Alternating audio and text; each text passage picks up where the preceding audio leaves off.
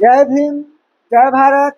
मैं महंत मांझी सशक्त भारत चैनल पर इंजीनियर हरिकेश्वर बाबू के साथ में अब हम बात करेंगे कि रिजर्वेशन इन प्रमोशन में एक परिणामी वरीयता कंसिक्वेंशियल सीनियरिटी जो प्रमोशन में आया, ये कॉन्सेप्ट क्या था और इस पर क्या क्या हुआ, हमारे दर्शकों को बताइए कि उनको जानकारी प्राप्त हो। देखिए, कॉन्सिक्वेंसेस का मतलब क्या हुआ? कॉन्सिक्वेंसेस कि इसके बाद वो, इसके बाद वो, इसके बाद वो, ठीक है। तो जैसे वो ऑलरेडी, जैसे कोई काम अगर होता है तो इसके बाद ऑटोमेटिक वो काम होगा, उसका मतलब परिणाम में, मतलब प्रोन्नति का कॉन्सिक्वेंसेस क्या क्या होगा, ठीक है। तो परिणामी वरीयता भी होगा, ठीक है। इसमें जनरल लोग कहा था हाँ कि हमारी सीनियरिटी को तोड़ करके हमारे ऊपर हो जा रहे हैं। नहीं, ठीक है, ठीक है, वो तो वही वही बता रहा हूँ। तो देखिए, जिससे है क्या कि जैसे किसी की सीधी नियुक्ति हुआ, तो नियुक्ति का परिणामी क्या है, कॉन्सिक्वेंसेस क्या क्या है? वो है कि उसका टाइम है, उसका जब प्रमोशन होगा। नहीं, मैं कह रहा हूँ, जैसे किसी का नियुक्त हुआ पहला, तो नियुक्ति के बाद उसको क्या क्या मिलेगा? पहले कॉन्सिक्वेंसेस होगा कि उसको जिस पद पर नियुक्ति हुआ वो पद मिलेगा। जैसे नियुक्ति हुआ तो पद मिलेगा ना, ठीक है। और जो पद मिला उस पद का वेतनमान मिलेगा, वेतन मिलेगा, और उस पद के सीनियरिटी भी मिलेगा, वरीयता भी बनेगा उस पद का, और उस पद का जो भी सेवा शर्त है सब मान ले कि लागू होगा, ठीक है। तो ये कॉन्सिक्वेंसेस नियुक्ति का है। उसी तरह से परिणामी वरीयता का मान कि अगर कोई प्रोन्नति पाता है, किसी पद पर जाता है, जैसे एग्जीक्यूटिव इंजीनियर से कोई एसी बनता है, ठीक है। तो जैसे ही एसी बनेगा तो उसको सुपरिटेंडिंग इंजीनियर का वेतनमान मिलेगा कि नहीं मिलेगा, ठीक है। सुपरिटेंडिंग इंजीनियर का पद मिलेगा कि नहीं मिलेगा, उसके वरीयता मिलेगा कि नहीं मिलेगा, ठीक है। तो जो कॉन्सिक्वेंसेज है नियुक्ति का वो तो मिलना ही मिलना है। ये तो नेचुरल मानने की दृष्टि से कि कोई भी आदमी जिस पद पर जाएगा तो उस पद पर उसको पद का प्रभार भी मिलेगा, सीनियरिटी भी मिलेगा, उसी तरीके से तय होता है ना।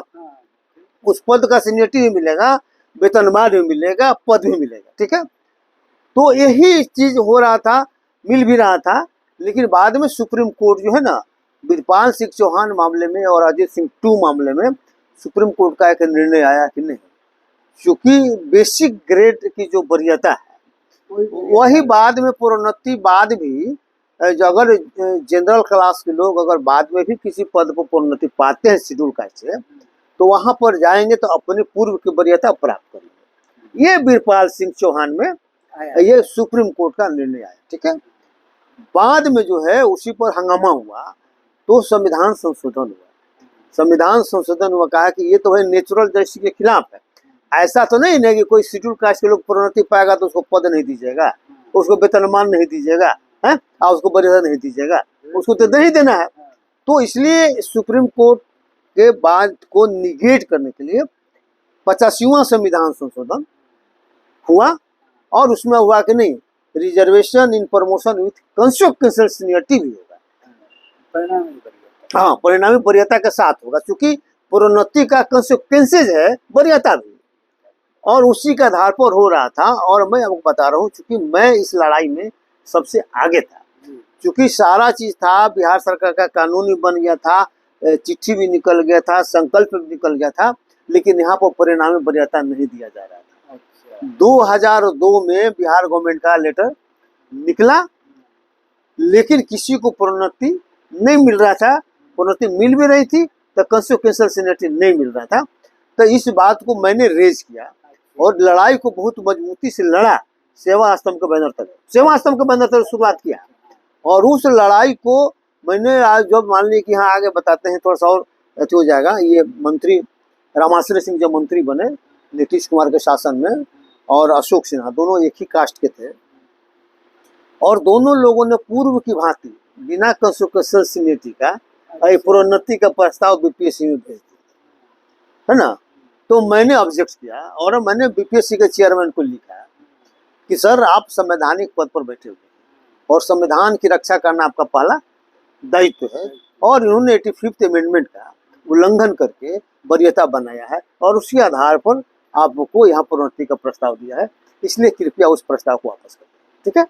और वहां से वापस हुआ, अच्छा, वापस हुआ, बाद में बिहार सरकार दो बार वापस हुआ, फिर बाद में बिहार सरकार ने स्वयं क्लियर करके और लेटर निकाला, है ना, मेरे रेफरेंस में, कि नहीं हरिकेश्वरम का ये कहना बिल्कुल जायज है, अब ऐसे ही होना चाहिए।